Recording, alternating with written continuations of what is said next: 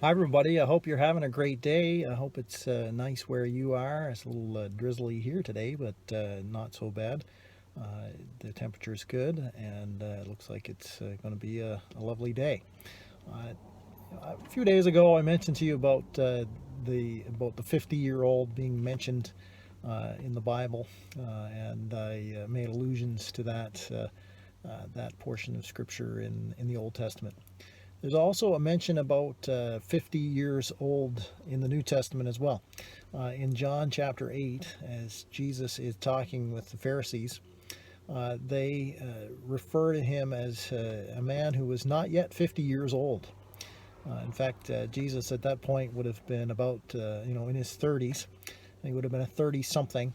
And as he's speaking with the Pharisees, he talks about how Abraham had rejoiced at the thought of seeing his day. In fact, Jesus summarized it as he saw it and was glad. His audience, the Pharisees, marveled at that bold statement that somehow he could have known Abraham even though he wasn't even 50 years old yet. As Jesus went on, he declared that before Abraham was born, I am. Thus making it clear to them and to all of us as well that he is and always has been God. God made flesh and come to dwell among us. I guess that's part of why we celebrate Christmas, isn't it? That's the big part of why we celebrate Christmas. Because Jesus Christ came and was with us, God with us. And as he declared to the Pharisees on that day, that Abraham even saw his coming and rejoiced at it. That Abraham was glad to know that Christ was coming.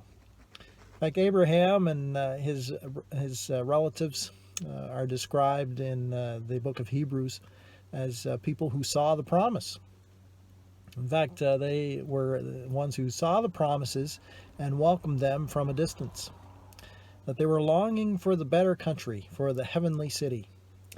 And I love how the writer of the Hebrews summarizes their faith by saying, "Therefore God is not ashamed to be called their God, for he has prepared a city for them." For people like Abraham and Isaac and Jacob and Sarah and all of those who are mentioned as people of faith, and for people like you and me as well, who will put our trust in Jesus Christ, who will be people of faith. You see, we need to be like Abraham, and that we need to put our trust in Jesus Christ.